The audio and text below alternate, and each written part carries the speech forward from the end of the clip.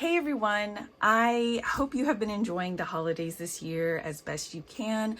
I've been away a little bit, just enjoying it myself. I thought I would come on today and talk about all of the books and planners and things that I am going to be archiving for 2020. I have everything in this plastic bin. It's got these pretty florals on it. I got it from Hobby Lobby. I will try to link it below if I can find it, but I just found these in store. This is how I'm currently archiving everything that I keep, but I don't know if this is going to be a very permanent thing. I don't have an excessive amount of stuff that I've collected thus far, but I'm getting close to needing a more practical way to store things. I'm sure I'll update about that whenever that does happen. But for now, I have these pretty bins. I've got 3 of them, and this is where I keep things for now. So this is all the stuff from 2020 that I'm keeping. So I thought I'd just move through them really quick and show you everything. Okay, so most of these are journals. I move through journaling the fastest. I don't tend to switch through planners very often. I don't find that with planning. I like to be creative, and most of the time my planning ends up turning into messy scribbles and stuff, so I don't really need very specific layouts and things, to scribble messy things down. So we will start with the journals. At the beginning of this year, like probably the first half of the year, so the first 6 months, I really had a goal in mind to use a bunch of notebooks that I had in my stash for a really long time. So I was really proud of myself because I did do that. So the first thing I started off with was this Midori MD notebook. This was A5 size, and I had it cut down to standard a long while back, and I finally decided to use it. This is the full grid option, and I actually enjoyed it. This might have been the very first time I used a full grid, and I remember having so much fun in this journal. I just loved being back in the standard size, and I think I just really found my groove as far as how I like to decorate pages and decorating the covers and labeling them. This is when I decided that I wanted to label with the year and the journal number. So this is journal number 1 of 2020. And then I liked to put the month that was contained within this book. I haven't done that yet for the current one. I think I kind of fell off some of these things as the year went on. But anyway, this was a great start to the year. Loved being in that. And then for February, so February just took a turn for the worse because I had these B6 Slim Midori MD notebooks. These are actually lined, and that put me into a huge journal funk. So I finished January in here, and then I moved into February, and then February and March. These are super, super thin, and it's incredible that I went a whole month plus a little more in these 2 thin inserts, and it's because I just did not want to journal in them at all. So let's see, after this, I decided to go back into standard size because I love standard size. It's my comfort size, and I go to it the most often. So after these 2 B6 Slim, I found some dot grids, and these are Michael's inserts in the dot grid, and they've just been sitting around, and I haven't wanted to use them because the paper, it was thick and pretty good with fountain pens, but it just wasn't anything special.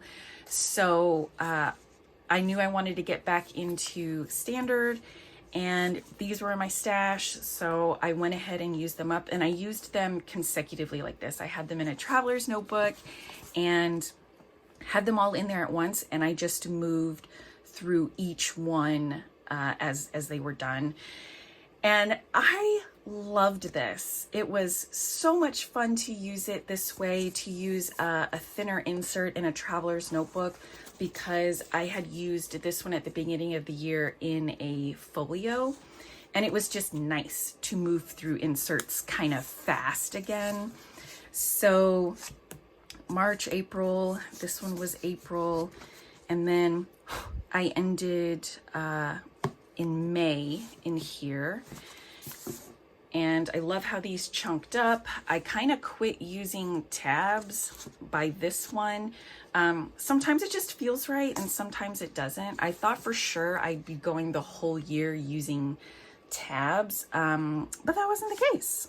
So in May, okay, so after that, since I really liked being in inserts, I had these Nomad notebooks, and gosh, I had had them for months by now, and I really wanted to get through them.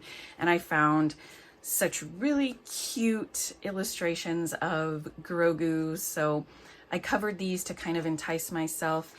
And this put me in another journal funk. Unfortunately, the paper in Nomad notebooks varies, like from page to page. There's like illustrations in the background, and it's like a junk journal-y type. And I don't do particularly well with that. So this should have, I mean, I should have been in each one of these maybe a week, but I went through all of May and then into June in these tiny little things. And it's just because I did not enjoy being in them. I do like this size. I don't have a problem with the size, but the paper in here and the types of notebooks that these are were just, they didn't jive with me. So in June, I went into a Stalogy. This is, let's see. This was a notebook that I had tried to use multiple different times, and I have torn the pages out so that it could be a fresh notebook again. And I'm archiving those as well. They weren't even from 2020, so they're not in this like archiving pile. They were from 2019, I guess.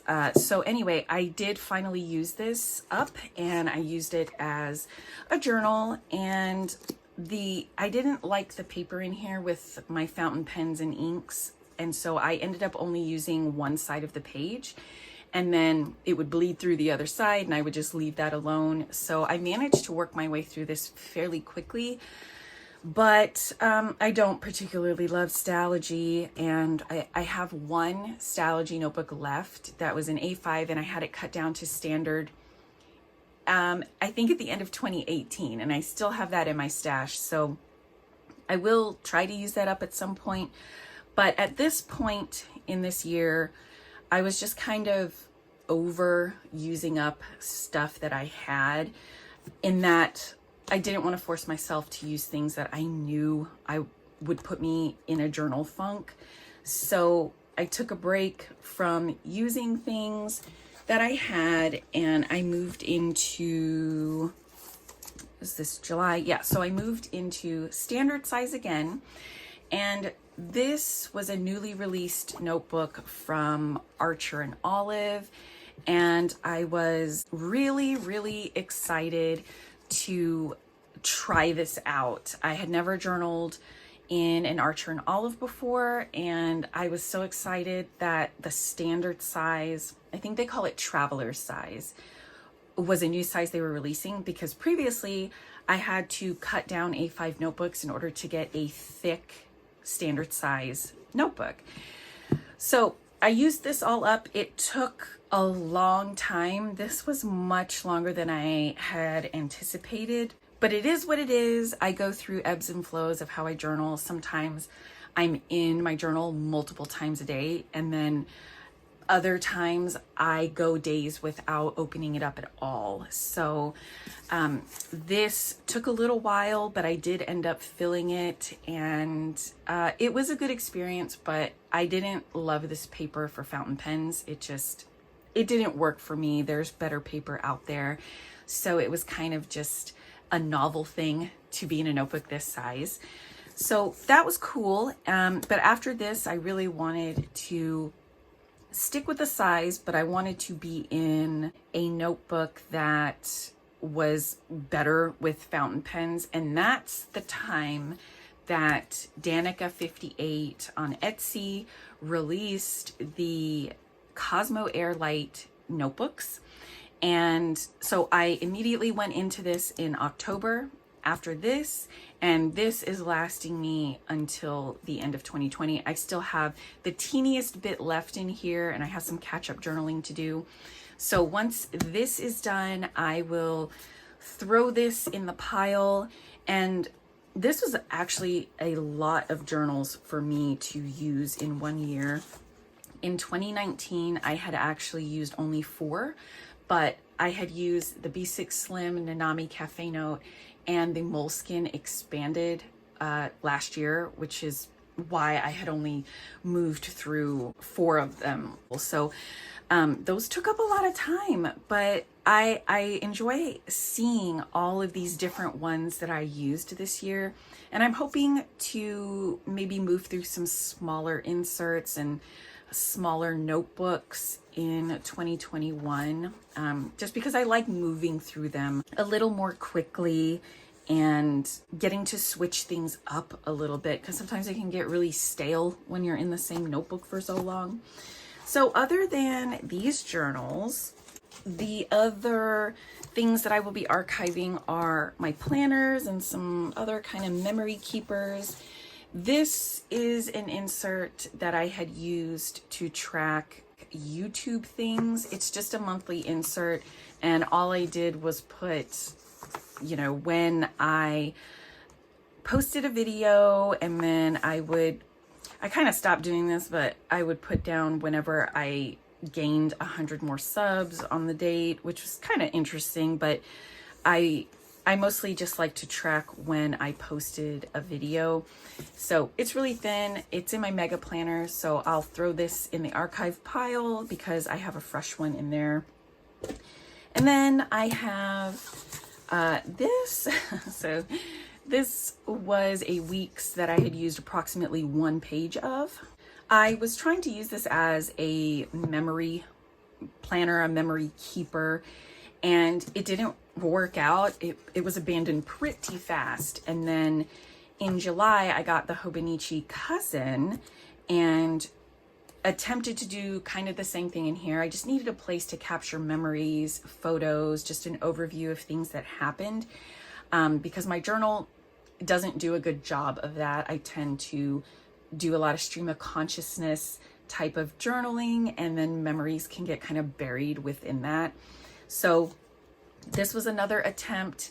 It did not work out. And so for 2021, I'm attempting like a smash book style, and we'll see how that goes. So these attempts, they're going to be archived, but if I have to kind of cull the herd eventually, these are probably going to be the first things to go. I may just rip out the pages that were used, save those, and either repurpose or toss whatever's left. So those are just going in the pile for now because I don't want to deal with that yet.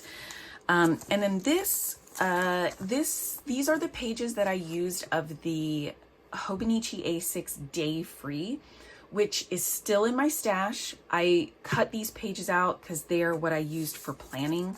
So there are some notes in here that are important, and I just bound them with these clips and threw them in the pile as well. Planning in this, in the A6 Day Free did not pan out like I had hoped, and I ended up using the weeks again for planning.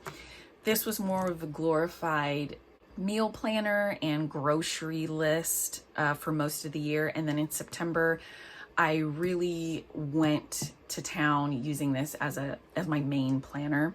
So I'm going to archive the pages that I used out of the Day Free and hopefully use the Day Free as a journal or something else in the future. And so this is the planner, the main planner that I will be archiving. However, this is still in use. I am going to use it up until the 31st, and then I will switch into the new one I got for 2021. but this goes in there as well. And that is everything. So these are still kind of in play for the next few days, but this is everything else. And I'm glad that I was able to use a bunch of notebooks that had been sort of aging and collecting dust in my stash for a long time. I would like to do something like that for 2021, use up some of the things that I've had for a while. But there's like a bunch of new things that I'm kind of excited to start using, and I don't want to tie myself down to a very specific plan. So I suppose I'm just going to go with the flow.